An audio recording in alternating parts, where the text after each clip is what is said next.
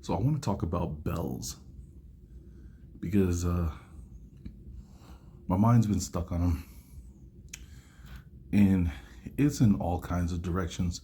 So good chances I won't be able to make sense of this, but I still want to try to discuss it anyways. See, I'd like to think that I wouldn't even do this video if it wasn't for Arthur Scott Jr. He talks to me a lot about music in our conversations, amongst other things. But it's because of those conversations and the music and vibrations and what do they mean and whatnot. It it made me start to think there's something to all that. And what I mean is, why do people say that when you ring a bell, an angel gets its wings? What's the purpose behind that? Right? Why is the god of the flood in Chinese mythology, his name is Gong Gong? Like when I think of Gong Gong, I think of, an Asian bell ringing back and forth. And then you look at Metallica, the band, and AC/DC. They use the bell in their music. So I don't remember what it was. Oh no, that's what it was. I was listening to the recordings of the Shadow, the old radio episodes,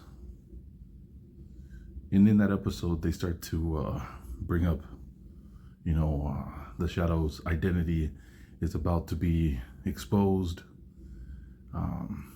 They talk about where he learned the art of clouding men's minds. And out of all these episodes, it was funny because it was a bell, right? It was a bell that had to be rung 3 times, and on the 3rd chime, it would break the ability that the Shadow had to cloak himself in the clouds men's minds. And I was like, that's it? Out of all these episodes, out of all the way that they had nearly caught him and all this was the climax to this, is that it was going to take a bell being rung 3 times to break it. You think about Venom. You think about Venom from Spider-Man and what caused the separation of the virus to leave, or the parasite. I'm sorry, the parasite to leave the host was the ringing of the bell, or ringing of a high-pitched vessels.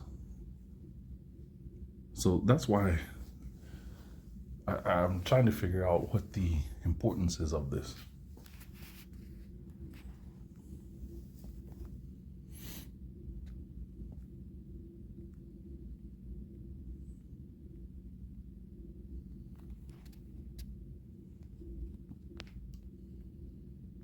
No, come on. You can act like this now.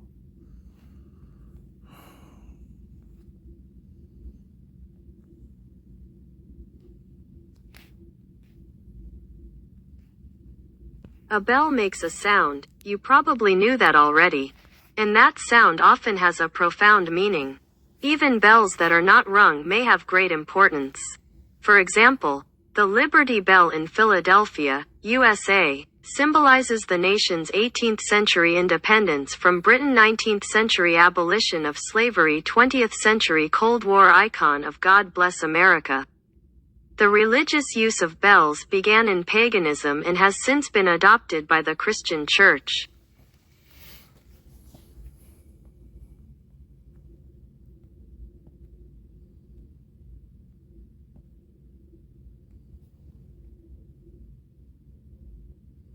Oop. Anyone who lives near a church with zealous bell ringers, who behave like latter-day Quasimodos, will know every Sunday morning that they make a bell of a lot of noise. That's what bells are supposed to do, make a noise. They can even frighten grizzly bears. In both secular use and religious use, bells are used to make an announcement. Non-religious use includes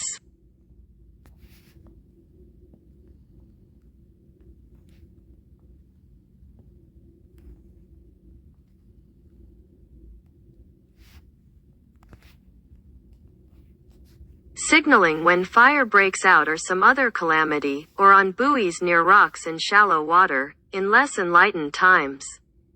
Victims of plague and leprosy rang a bell to warn people to keep a good distance, announcing the time, such as waking you up for work. Again, in religion too, bells are used to announce the time. In Christianity, the bell is rung to announce various important events, including the time to worship, the impending consecration of the bread and wine, the announcement of a wedding, funeral or remembrance service. In Auguste's Antiquities of the Christian Church we read that bells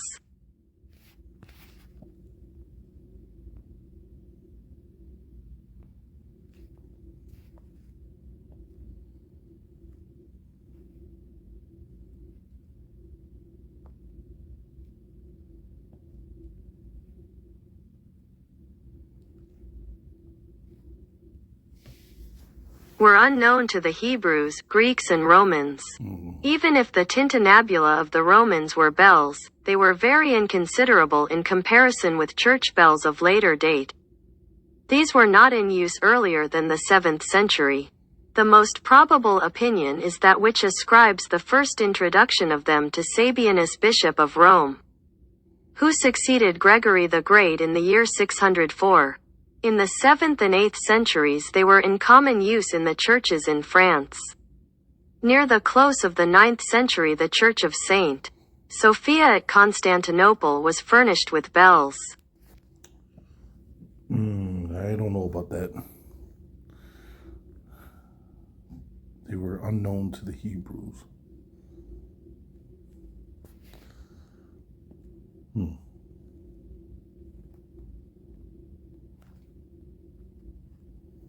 So bells didn't come from ancient paganism into Christianity immediately. But there is a strong link, as we'll see below.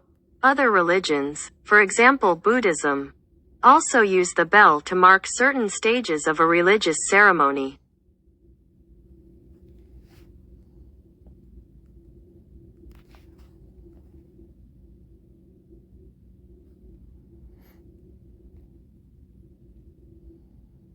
In Japan the kani, doesn't ring or chime like a European church bell, rather it has a deep bo-o-o-om. The particular shape and construction create very low frequency vibrations when struck. At midnight on New Year's Eve, the cane is struck very slowly. 108 times for the vibrations to carry away the 108 worldly desires that we suffer from. In other words, cleanse people of the sins committed in the past year, so people can start with a clean spirit for the new year.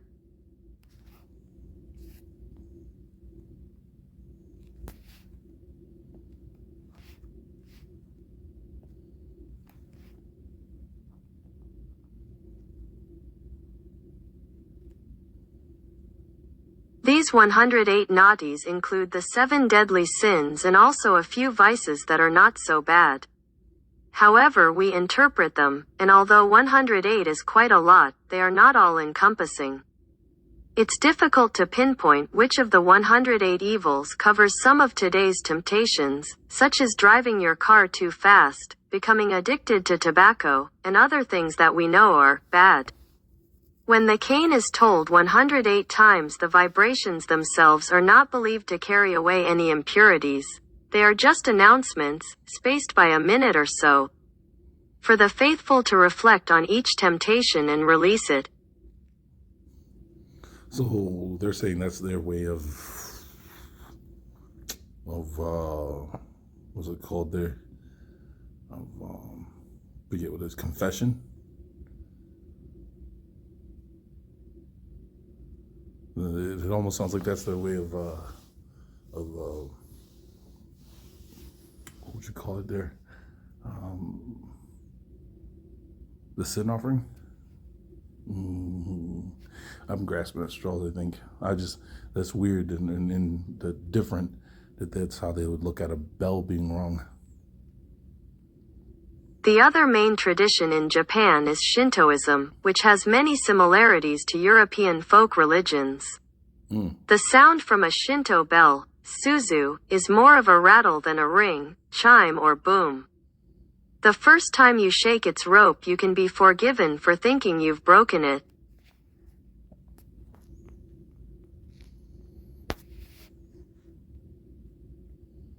Let's see here. Oop, went too far.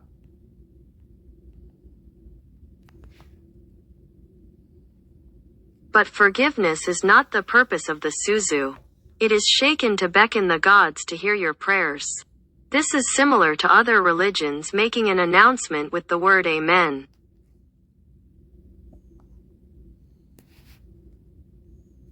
See, that's interesting. Then you're saying that in one sect, the ringing of the bell is to, how do they say it in one part? It says in the one part, the ringing of the bell, where was it? Up here. The ringing of the bell chimes like, not there. 108 times to carry away the 108. See, that says it's carrying it away. Then it says down here, it says it doesn't remove sin. So which one is it? 108 times, including 7 deadly sins, vices. Believed to it says down here, themselves are believed to carry away any impurities.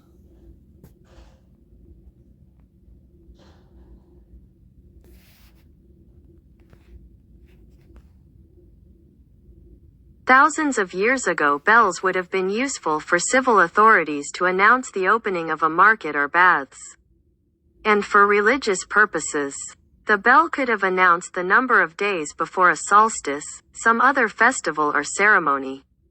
Wiccans believe that these 7 bells, hung from a sacred pentagram, vibrate with the power of the bell's female nature. For the bell to have made such announcements, somebody would have shaken it or used some other implement to strike it to generate the vibrations. There is no evidence to suggest that bells rang by themselves, neither can we find evidence that pagan traditions considered bells were possessed by magical forces, except in fictional literature, such as Papagino's magic bells in Mozart's The Magic Flute. Bells might have been rung to drive out evil spirits, especially in midwinter. Much in the same way as Christians have the midwinter tradition to welcome the spirit of Christmas. But in both religions, the bell is just an audible expression of what is in somebody's heart and mind. That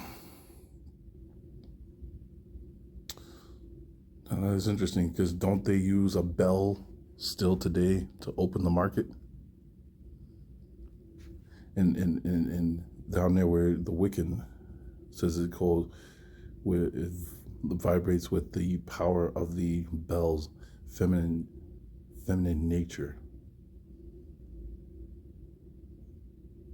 What makes it feminine? And how do you know?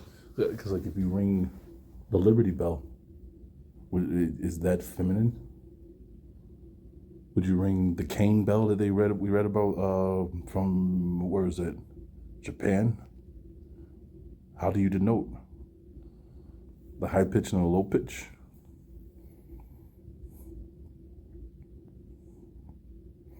And there's something about that part there.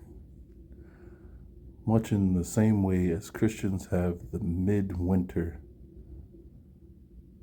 tradition to welcome the spirit of Christmas.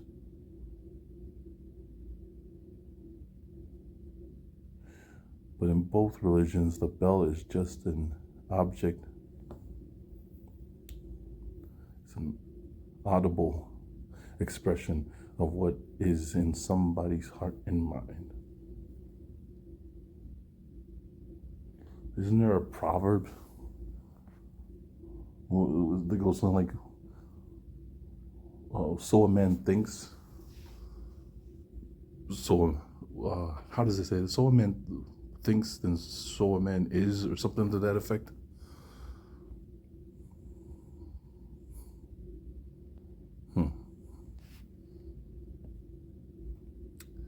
Let's see here.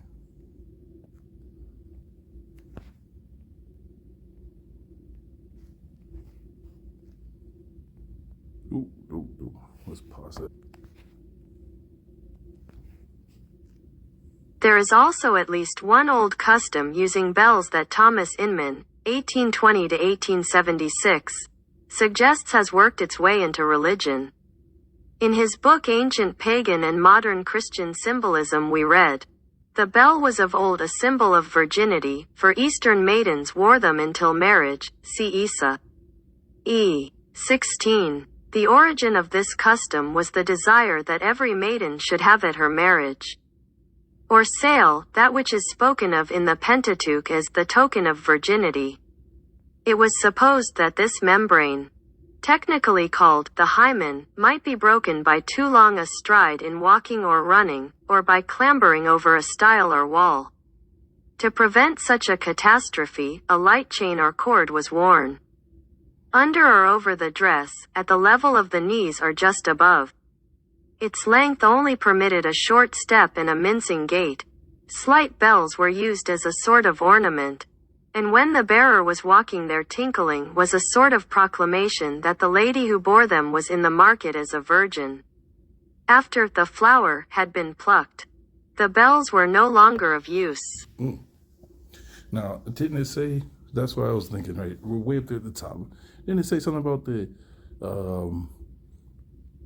let's see, we read that the bells were unknown to Hebrews and Greeks in Romans. So how could they be unknown? But you write down here, if that's right, read Isaiah.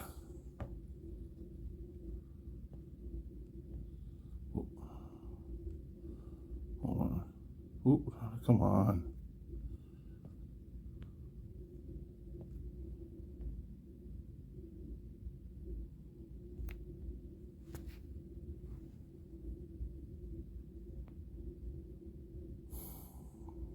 Hold on, we gotta translate. Let's see. We'll go to Bible Hub. Come down here. Oh, they added no more Bibles. Planter's Bible. And the Lord said, because the daughters of Zion are, we have walked with on our necks. I don't see where it says lamps in our eyes, and have made noise as they walk with their feet to move in a set pace. It didn't say anything about no bell.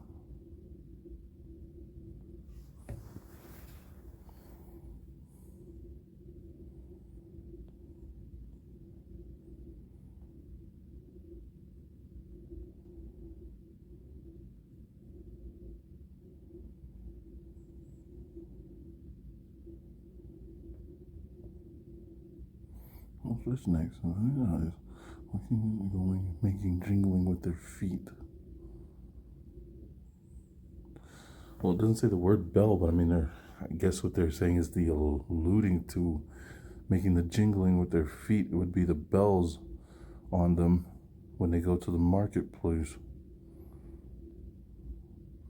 Moreover, the Lord said, because the daughters of Zion are hungry to walk with stretched forth necks and wanted eyes, walking and misting as they go, and making tinkling with their feet.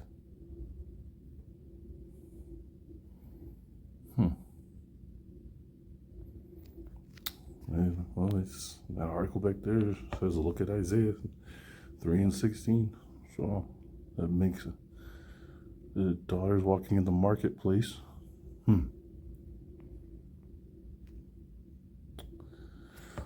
So, also.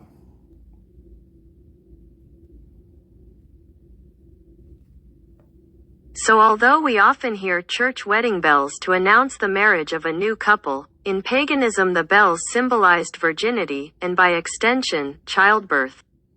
Even those having a PhD in gynecology and bearing witness to the birth of thousands of people, they still consider childbirth as nothing short of a miracle, something so natural, yet supernatural.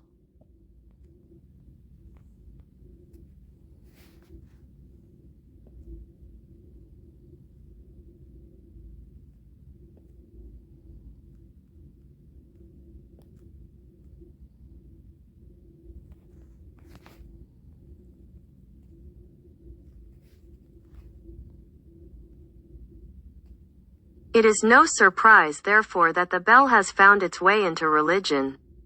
It is symbolic of the female nature, virginity and reproduction, not just in paganism but in many of the main religions. Mystical properties of bells? Rather than ancient religions believing bells had mystical properties, it's more likely that Christians were the ones who elevated the humble bell to that level. The practice of consecrating bells through a blessing ceremony became popular in the Middle Ages. The ceremony includes the use of salted water and unctions with holy oils. And the bell even receives a name. The tradition continues to this day, but is no longer considered a baptism. Since a bell is not believed to have any soul, in the Antiquities of the Christian Church we read that,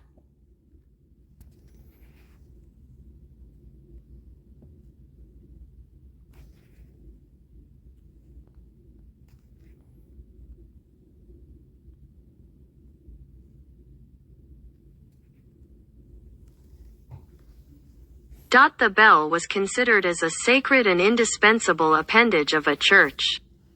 The following is a specimen of the inscriptions which were frequently written upon the church bell: Laudo Diem Verum.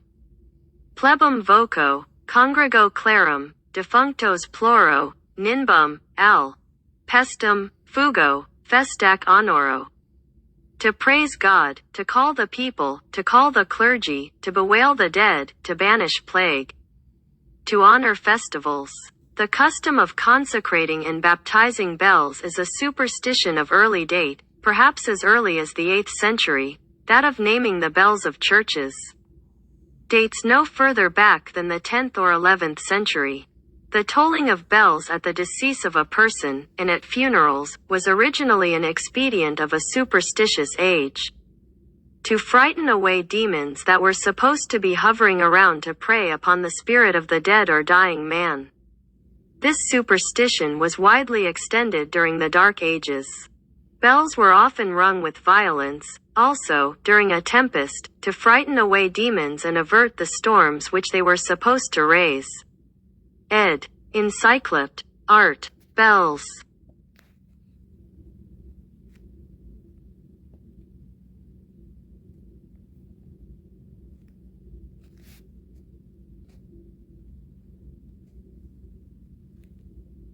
It should be of little interest to Christians what pagans may or may not have believed, or still believe, about magic and bells. It's clear that pagans, Buddhists and many other religions use bells. Which doesn't make their similar use by church bell ringers a pagan activity, any more than praying, singing praises, reading scriptures, etc. As Psalm chapter 95 verse 1 instructs. We should praise God with joyful noise. But I do empathize with you if you live next door to a church with overzealous bell ringers. See other pagan items adopted by Christianity. So, the only thing I thought was interesting on Wikipedia as far as that is concerned is something they wrote that was opposite to what that article said, that Hebrews, Greeks, and Romans didn't know anything about the bell, because it says right here that they did. Well, except for the Romans, if we're being nitpicky. Bells west of China did not reach the same size until the 2nd millennium AD. Assyrian bells dated to the 7th century BC were around 4 inches high. Roman bells dated to the 1st and 2nd century AD were around 8 inches high. 10. The Book of Exodus in the Bible notes that small gold bells were worn as ornaments on the hem of the robe of the high priest in Jerusalem. 11. Among the ancient Greeks, handbells were used in camps and garrisons and by patrols that went around to visit sentinels. 1. Articles in 1917. In a lecture in Munich on Science as a Vocation, Max Weber first articulated his notion of the disenchantment of the world, later also incorporated into his seminal Protestant Ethic and the Spirit of Capitalism. He presented disenchantment as a hallmark feature of modern Western society, which had come into full vigor with the Protestant Reformation. Initially, Weber described this development, in relation to science, as entailing primarily the conviction that there are no mysterious incalculable forces, and that one need no longer have recourse to magical means in order to master or implore spirits. Later, and rather more evocatively in relation to religion, he described it as a historical force that had progressively repudiated all magical means to salvation as superstition and sin.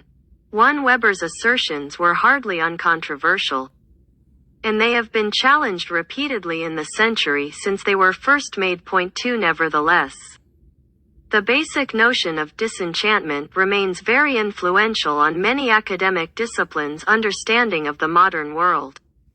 Magic and cultural perceptions of the magical occupy a critical place, particularly in sociological and anthropological conceptions of modernity. And issues of magical thought and superstition, in opposition to scientific rationalism, frame discussions not only of the modern West but of instances in which Western modernity confronts the traditional beliefs and practices of other world cultures. 3. So I think we'll stop there because it's going to get pretty long. I'm just saying, though, to me there's something to it, and this is just one look into it for me. So if I pop up with another video, you'll know where I'm coming from. That I just thought it was interesting, just the thought that here they're using it in music, like I said, like Metallica and AC/DC. I'm listening to this radio show, and it's the way to undo the ability of this guy to cloud other people's minds, break his hypnosis that he has over people, and just thought it was interesting. What is the purpose, and why is it